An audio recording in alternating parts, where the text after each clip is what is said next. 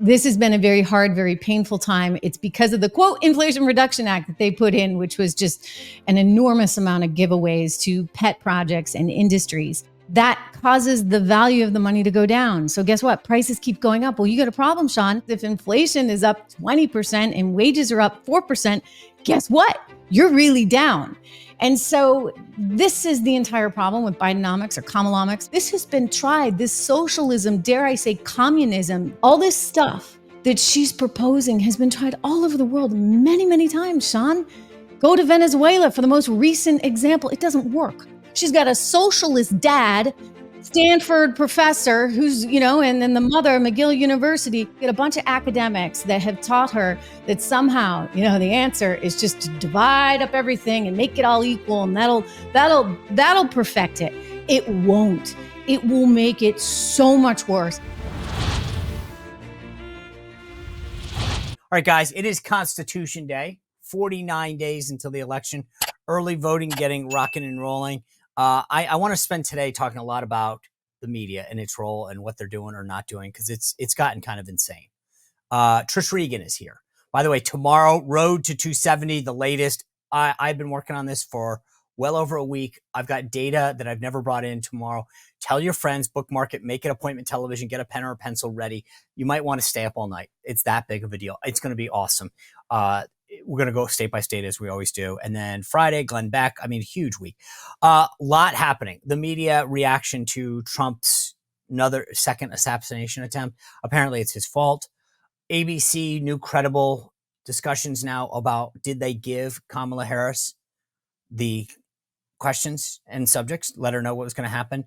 And also brand new ad out from Donald Trump's team that is so spot on. I'm going to play it for you, show it to you, what they're up to. Before I do that, I want to tell you about my friends at Tax Network, because when the Democrats were in charge, they do what Democrats do.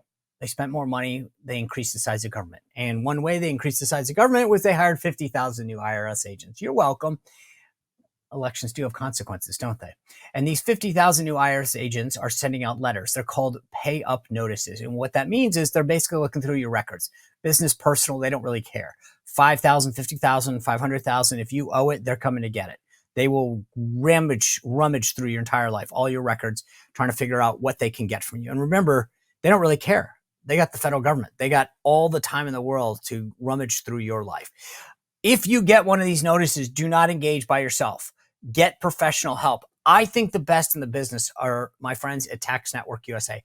If you go to tnusa.com/Sean Spicer, full name there, you can touch base with the folks at Tax Network. They've recovered over $1 billion for their clients. Yeah, they know what they're doing. They have the expertise, the know-how, and the track record to help you. So if you get a letter or a call or a knock at the door from the IRS, don't engage by yourself. Call my friends at Tax Network, 1-800-245-6000, or go to tnusa.com/Sean Spicer. All right.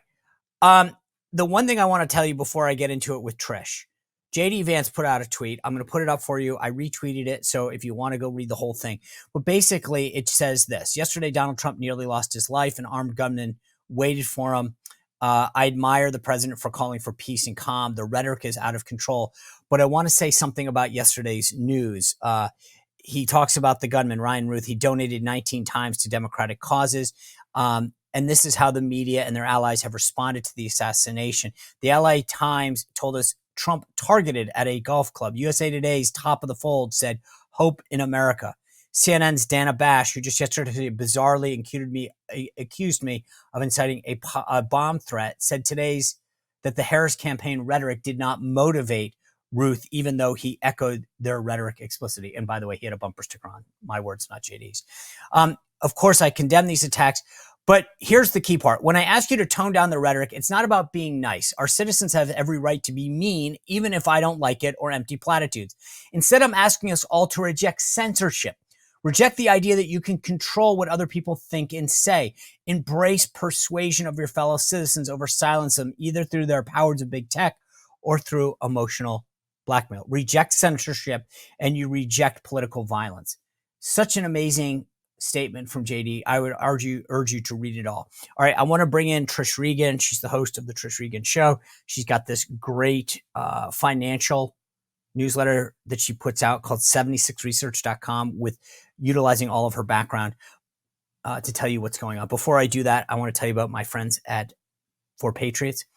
We've seen so many unexpected things happen politically, and frankly, they can happen anywhere at any time. But they can also happen in our lives. We can lose the power for a day, a week, a month, maybe months. And if that happens, are you ready? I used to have a power generator in my house. And when we lost power one time, I would run to the gas station, I'd fill it up, use my credit card, hope that the gas station was open, and then every few hours repeat the process because that's how long it would last. And I'd hope that I could still fill up. But if you got like an electrical grid attack, I don't know that you'll be able to use a gas station. Is it going to be open? Will it accept credit cards? The Patriot Power Generator 2000X runs on a solar panel that comes free with it. So the sun never takes credit cards. You never have to worry about that. And it powers the most powerful things in your house, your refrigerator, tablets, computers. It's completely portable. You can bring it in your house because there's no gas smells. There's no noise. It's awesome. You could take it to a family or a friend's house. Do not be caught empty-handed in a time of crisis. And everyone's saying, I thought you would take care of us. Get the Patriot Power Generator now. Go to 4patriots.com/Spicer, 4patriots.com/Spicer. These things sell out all the time. So do not wait. Do not hesitate. Go right now to 4patriots.com/Spicer and get your Patriot Power Generator 2000X. All right, without further ado, Trish Regan. Hey, Trish, welcome back to the show. Great to see you. Good to see you, my friend. So, you're the perfect guest for this because all week I've been complaining about the media and how they've covered everything, the debate, Kamala. And so I want to get into a lot of that. But I want to start with this assassination attempt. Sunday, when this goes down, initially I was like, there's no way. There's no way that there's two, right? I kept thinking there's some kind of rhetoric. And then I started looking at the media, and at first I was like, I couldn't figure out what was going on. It was like there's two worlds.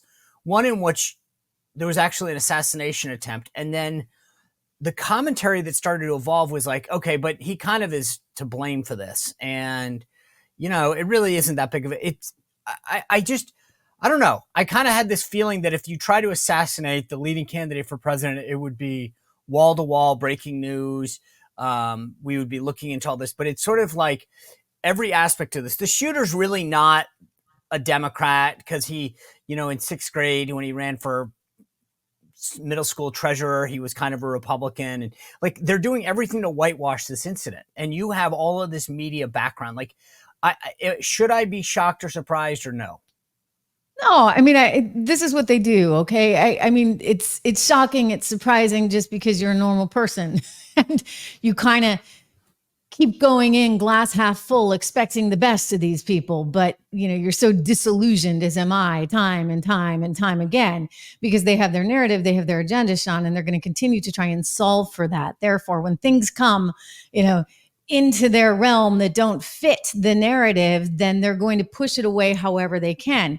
In this case, they cannot go after Donald Trump on policy, right? His policy is kick, what? Like, it's great policy. I mean, he just came out with no tax on overtime because he wants to incentivize work. Imagine that. Instead of handouts, we're going to incentivize work and say no taxes, no income taxes, federal income taxes on overtime. I love it.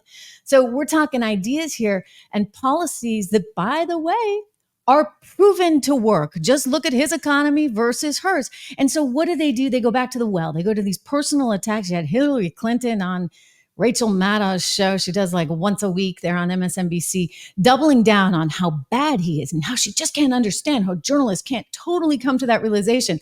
On top of which, Sean, she then floated this idea that somehow if you promote misinformation, therefore propaganda, then you might be in serious legal trouble, possibly even criminal trouble for that. I'm like, great. So we're all going to jail because we have an opinion that doesn't mesh completely with Hillary Clinton's. I mean, this is actually a really dangerous spot that we are in as a nation. When you are no longer talking policy and you're just going personal attack, one after another, the guy gets shot at now twice, and you're still going to double down on, well, he's bad. Well, the funny thing is, I give the Trump team credit for this. They put out, The kids like to say they brought the receipts.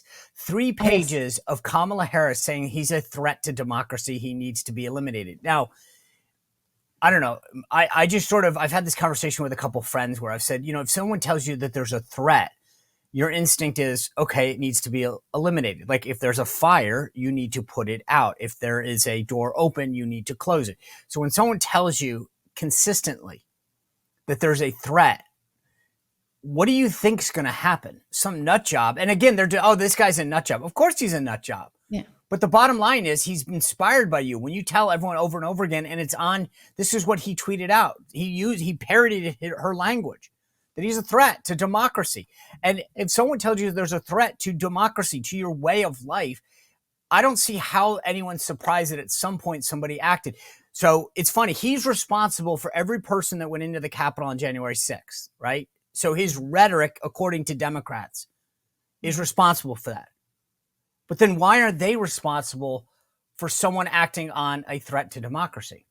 Yeah, because they're a bunch of stubborn children that are used to getting their own way, Sean. I mean, look, you've been in Republican politics your whole career. I've been on the media side and on the finance side my whole career.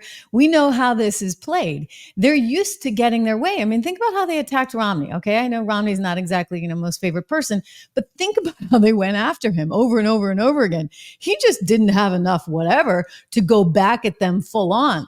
Donald Trump did.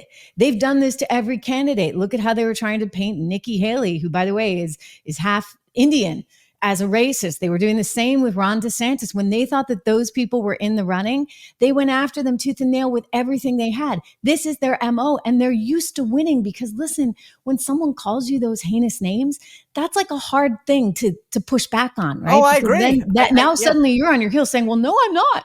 But the fact that you're saying, no, I'm not, means that, well, maybe you are. So they know that system of attack wins and works. And it's worked for them for the last however many decades. And now all of a sudden it's not. That's why he's a threat. He's not a threat to the country. He's a threat to them, for goodness sake. That's the thing. That's the thing. These guys, these journalists, and this is what people ask me all the time, like they're just pissed. They don't like him personally. He doesn't kiss their butt. And that's the thing, is that they're used to being exalted. I mean, most of these kids, I'm sorry, like I'm not condoning this, but probably got shoved in lockers as kids and were outcasts. And this is like their way of, well, it's true. I mean, meet most of them. They have like no personalities. They suddenly get, because they can actually write a story, they get attention. You won't be able to do that much more. I'm telling you, just check out ChatGPT. They're actually going to have some personality to talk about the story. I'm so digressing right now, but A.G. Sulzberger, the publisher of the New York Times, wrote this big op-ed the other day. I finally got around to reading it over the weekend. And he was just like, oh my God, the media is under attack and all this stuff. And I'm like, I hate to tell you this, but you suck. Like when you write bad copy and your industry sucks, what do you, can you imagine, like, think about this for a second, take out the media and put in restaurant and just say, I mean, I know you're a financial person, right? So you look at stocks and you say, okay, their profits didn't do well. And that's why but can you imagine like an owner of a restaurant being like, our industry's under attack because not enough people are coming to eat our crappy food. And it's like, well, at some point you have to take responsibility for the product. And the New York Times is basically saying, we put out a crappy product. We insult a lot of people, but somehow it's Donald Trump's fault and everyone on the right that we're not succeeding. Yeah. Well, they're jealous. They're jealous of like what we're doing right here, right now. Well, and they are. No, they're not jealous. Guess what? Nobody needs to go to the New York Times anymore. They're scared though. I think that's the problem, is that they're like, I don't know that I can make it on my own. I don't know what I would do. I had this talk that I gave at a journalism school probably 3-4 months ago now. And they kind of said, well, journalism is under attack. And I said, no. It's alive and well. It's actually more robust than ever before. Legacy media is under attack because it sucks and no one wants to buy it. But look at Substack. Look at these former reporters who actually do their job and the amount of money they're making independently by asking people, hey, you like my work, subscribe to it, right?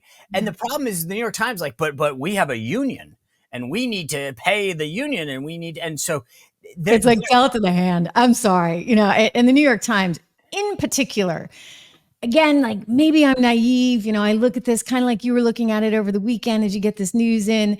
I saw some Google alert on me. They're attacking me again for who knows what. And it's like, wow. And by the way, completely misquoted me, the whole 9 yards, never bothered to look at my commentary. This is lazy journalism. Yes. They have a stereotype of something they believe you are. By the way, you're threatening to them. Okay, Sean, you're a threat to them. I'm a threat to them. If we weren't threats to them, they wouldn't attack this much. But this is what's going on. And look, I just think the public is savvy enough to know that they can go and seek media elsewhere, which is why Bob Iger, the CEO of Disney, cannot wait to get rid of ABC right about now. Hold on. No. We're going to talk about Bob Iger in a second for a different reason. But this is Time Magazine. I just want, for people out there who are like, why are Sean and Trish saying this? This is Time Magazine. The suspect arrested in relation to the shooting at Trump's golf course in Florida on Sunday had been identified as Ryan Routh, a 58-year-old with unclear political ideology.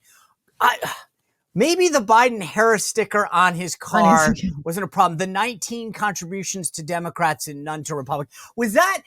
Is that unclear, Trish? Because to me, the bumper sticker's pretty clear. The 19 contributions to Democrats are pretty clear. What's the spewing hatred of Donald Trump on social media is pretty clear. But Time Magazine cannot bring itself to say, he's a liberal, he's a Trump hater, because that undermines the narrative. You can't be bad on the left, so we just have to say it's unclear political ideology.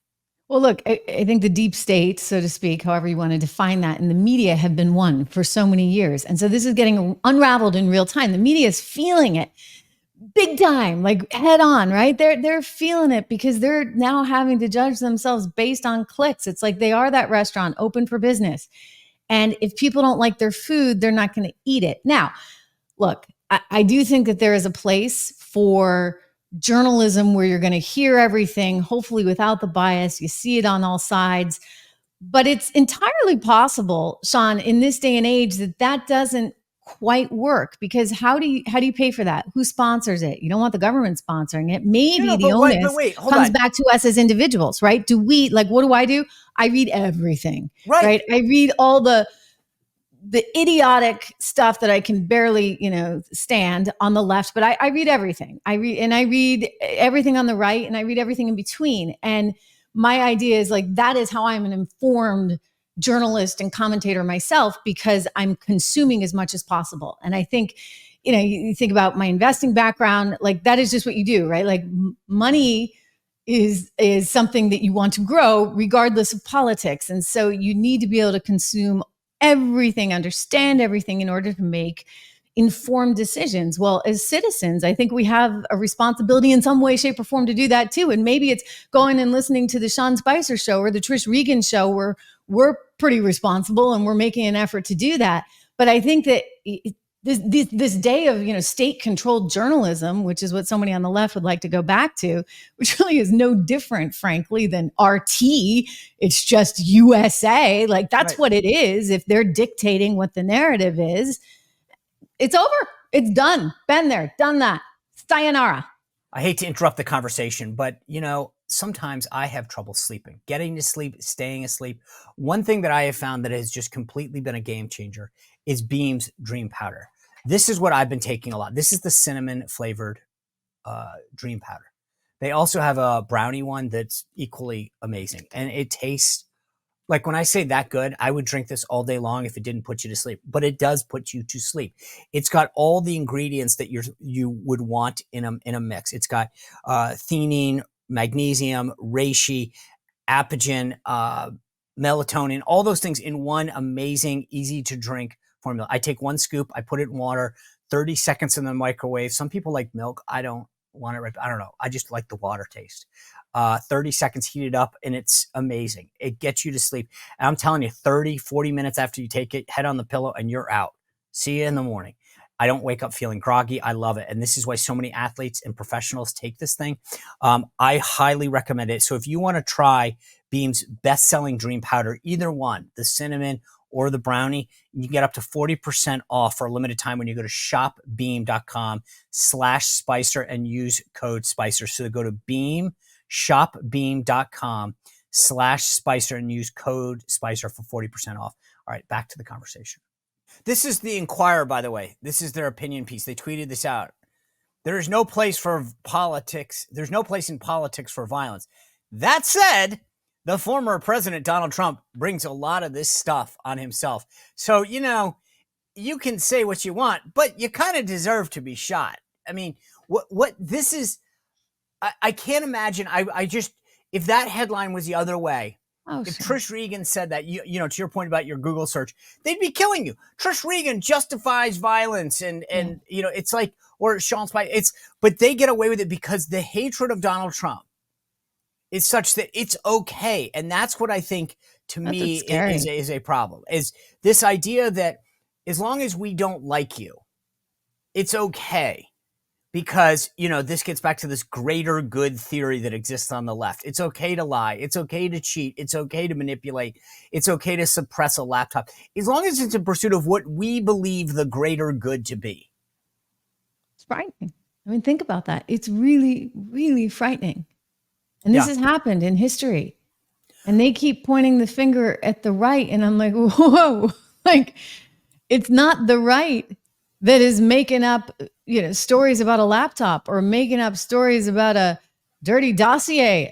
This is all on you guys. Thank you very much. Right? I mean, think about the threat to democracy, right? We didn't try to kick somebody off the ballot. They tried to kick Trump off the ballot. They tried to kick RFK off the ballot.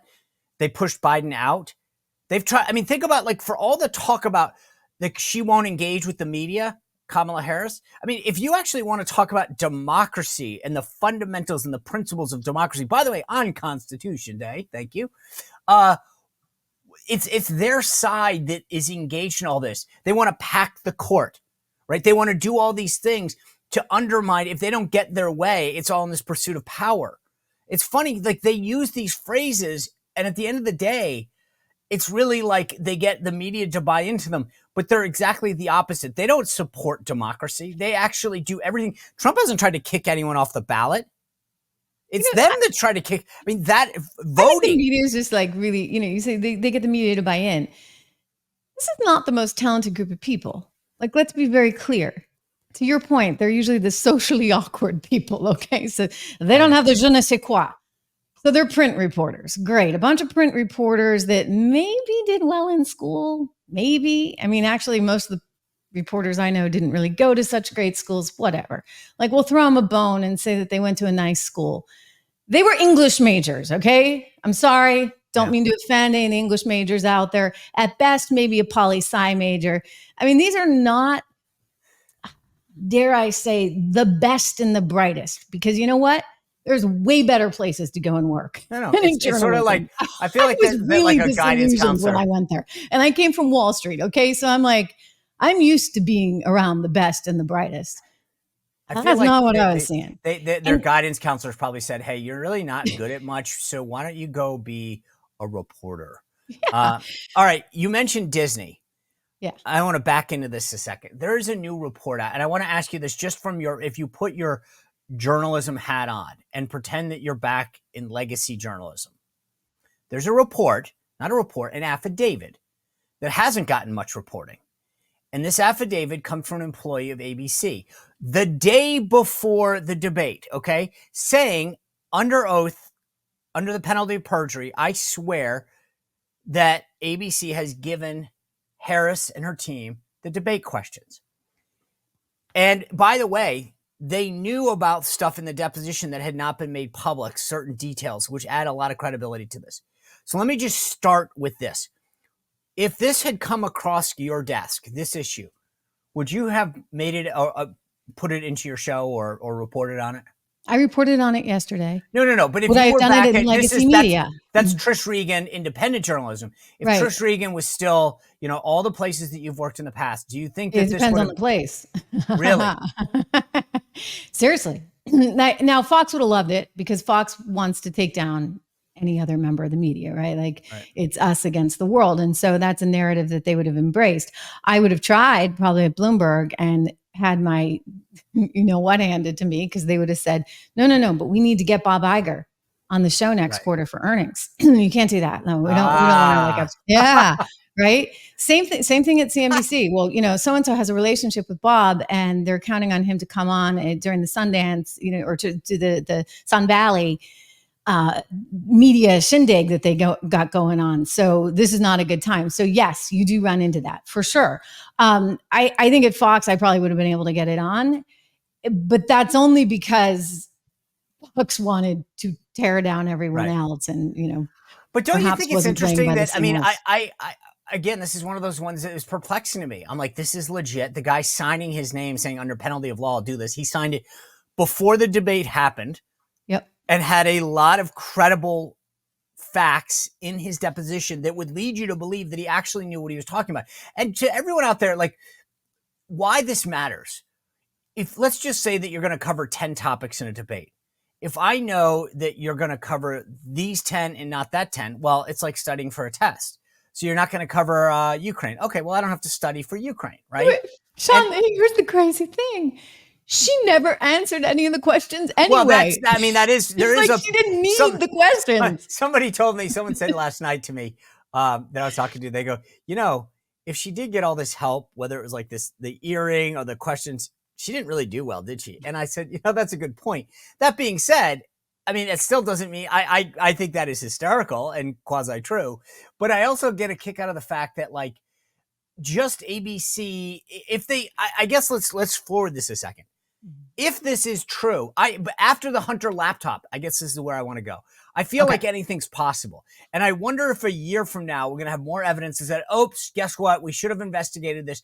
But, to your point, CNBC, Bloomberg, the Washington Post, no one covered it for a variety of reasons. But is this the next Hunter Biden laptop story that she got the debate questions and we just don't find out about it until after? Yeah, look, Donna Brazile gave out debate questions too, and nobody talks about that. So CNN's done this.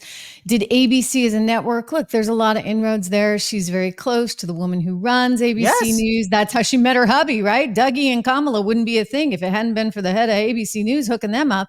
I know David personally. I've never found him to have much conviction political. He's got a lot of conviction for his Instagram account, and I'm sort of teasing him here because he really, he looks great, right? The short, t-shirts and everything all over Instagram.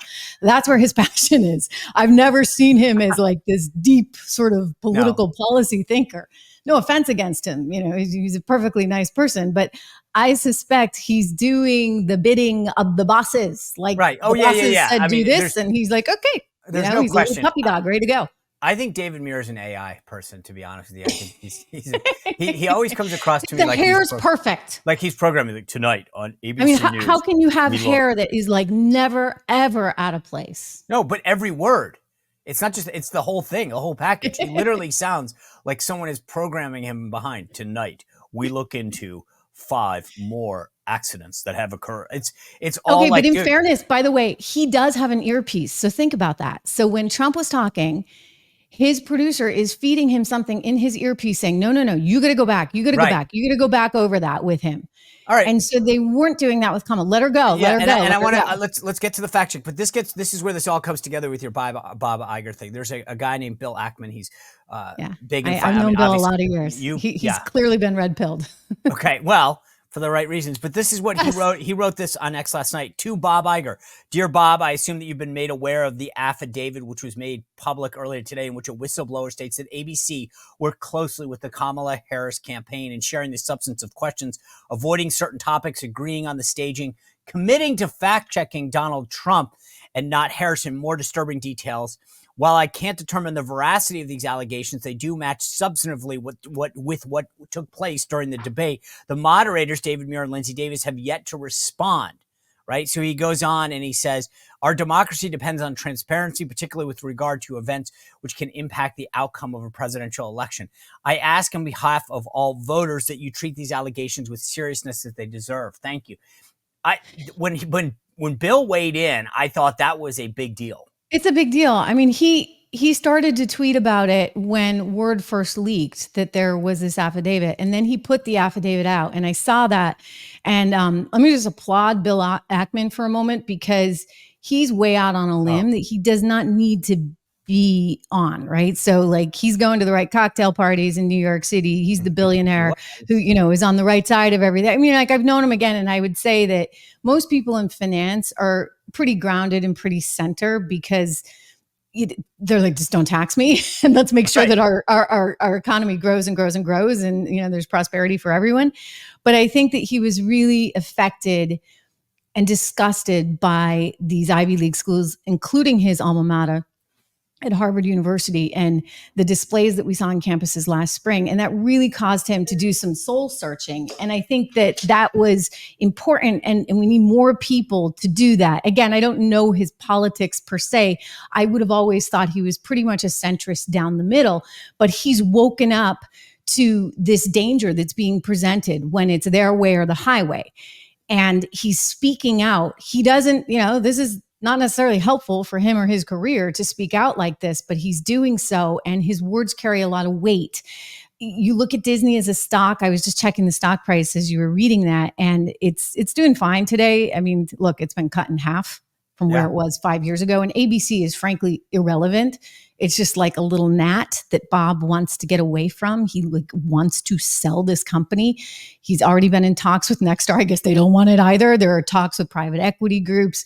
They don't want it either. I mean, like this thing, it's probably just going to hemorrhage cash. You got to completely redo the business. You probably got to fire any of those big anchors that are AI generated, like David, or any of those big personalities that might be making too much money on The View.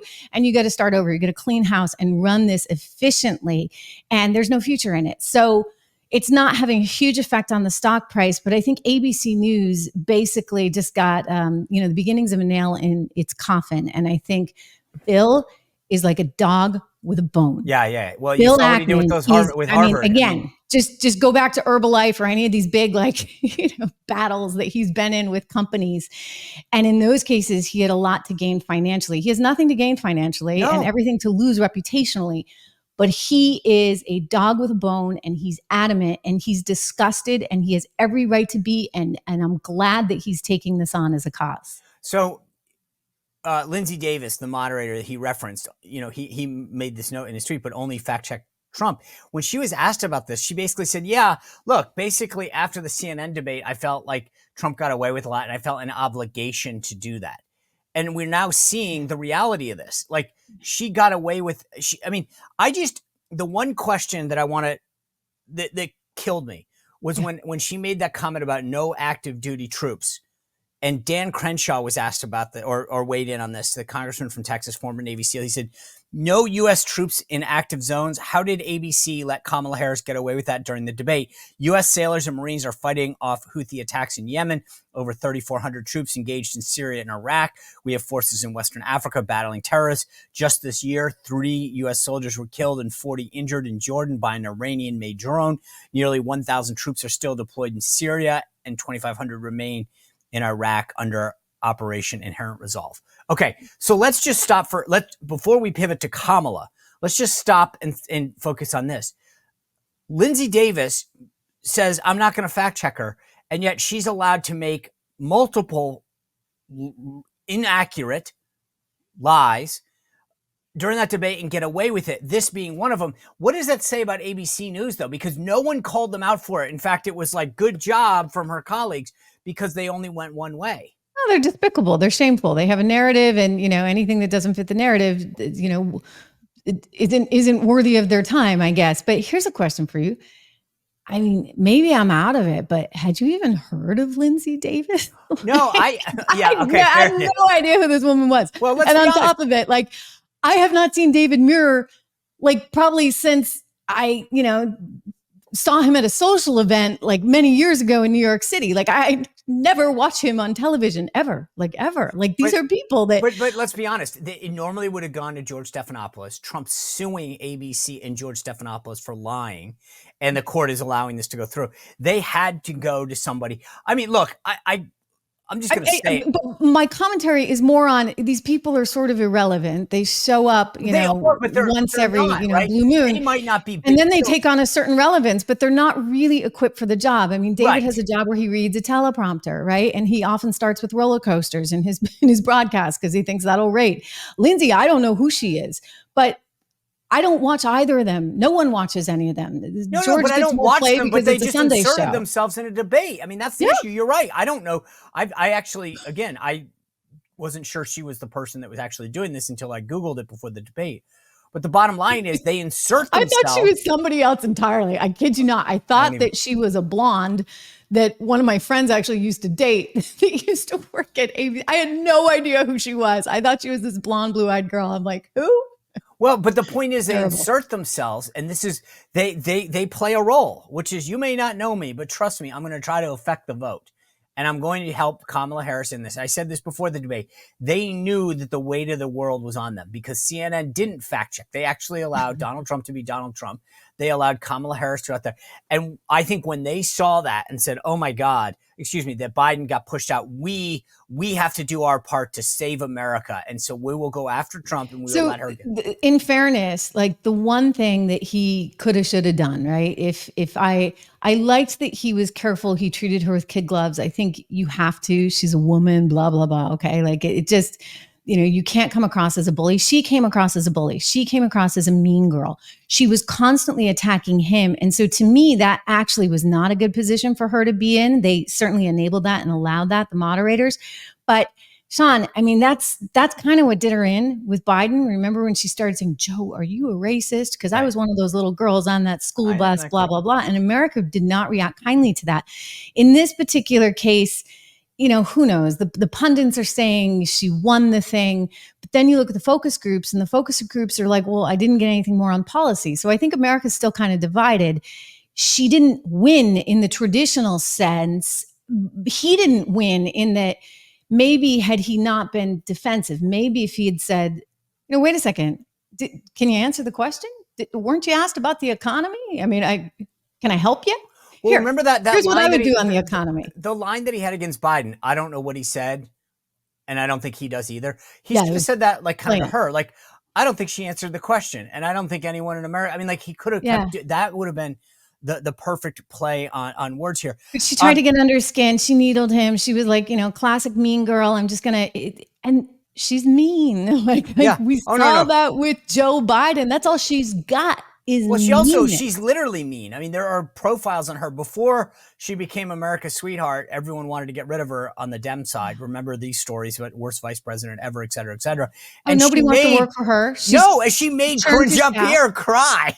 I mean, she literally has a reputation for making people cry. And I think it's funny how she's now such a tough whatever. All right. You have this newsletter that you put out, 76 Research. You analyze stuff, and so I want to use that brain of yours in that to analyze this ad that Trump has put out. I'll reserve comment till I hear what you say. This is a new ad that they put out today. Okay. I think this is definitely in the Trish Regan wheelhouse. Take a look at this, and then tell me what you think. Another day under Bidenomics. Morning coffee costs 65% more. Gas for getting to work costs doubled. Workers' incomes down 3 straight years. Groceries cost you 20% more. And mortgage payments astronomical. Bidenomics is working, and we are very proud of Bidenomics. Pleasant dreams. I'm Donald J. Trump, and I approve this message. I always laugh at the end of that. I don't know why, and I've only watched it like 5 times. All right, Trish, what do you think of the ad? Dynamite. I mean, that's his message. You ride that all day long, and every bit of it is true. In fact, I was just looking at an article in Bloomberg this morning about coffee beans, commodity prices for coffee beans going even higher. So expect them to move up more than the 65% they're already up. Look, this has been a very hard, very painful time. It's because of the quote Inflation Reduction Act that they put in, which was just an enormous amount of giveaways to pet projects and industries. And that caused a lot of inflation. On top of that, you had Biden handing out a third stimulus check as soon as he got into office. And you had the Federal Reserve printing money forever, right? Until it was, so obvious that they couldn't print anymore. So all that money in circulation, that causes the value of the money to go down. So guess what? Prices keep going up. Well, you got a problem, Sean. If wages don't keep up, and wages haven't kept up. I remember reading like 2 years in this article in none other than the New York Times. The New York Times. And I'm like, are there reporters this stupid? because they were talking about wages and they didn't look at real wages. So real wages are wages adjusted for inflation. They were talking about how wages were up. I'm like, no, they're not. Real wages are not up. In other words, you have to adjust that number for inflation, because if inflation is up 20% and wages are up 4%, guess what? You're really down. And so this is the entire problem with Bidenomics or Kamalomics, whatever you want to call it. I think Kamalomics would be even worse, because she's talking giveaways. The surest way to drive home prices up would be to give everyone $25,000 for a home. Guess what? You just added $25K onto every sticker price for every new home. She's totally wrong. This has been tried. This socialism, dare I say communism. I'm going to leave my word alone. We're going to keep it clean for the kids, but you know exactly what I think of this. All this stuff that she's proposing has been tried all over the world many, many times, Sean. Go to Venezuela for the most recent example. It doesn't work. Yeah. You know, we are the American economy because, and the hegemonic power of the world and the envy of the world. And there's such thing as an American dream because of the meritocracy that capitalism has enabled us to have. And granted, it's not perfect, but it sure as heck beats the alternative. She's got a socialist dad, Stanford professor who's, you know, and then the mother, McGill University. Great schools. Okay. You get a bunch of academics that have taught her that somehow, you know, the answer is just to divide up everything and make it all equal, and that'll perfect it. It won't. It will make it so much worse.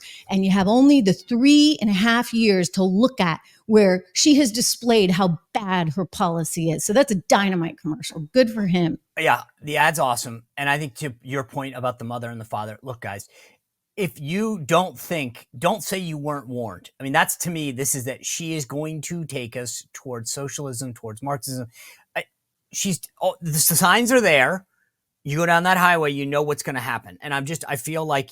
And by the way, she's going to ride it all the way to the bank. Guess how much money she's going to make if she becomes the first woman president and she ticks all the boxes she ticks off. I mean, hey, she's going to make Michelle Obama's $500,000 speech look like peanuts over there in Germany. She'll be getting $5 million for a speech. I know. And will she pay the taxes on it? I doubt it. She'll probably pull something like Joey Boy and do an S Corp and try and get away from. I mean, I'm sorry. Look, they're in it for themselves and themselves only. And the rest of Americans what do you suffer. call it? The rules for thee and not me. I mean, she's going to have her own plane and 5 houses and then talk about how everyone else needs to.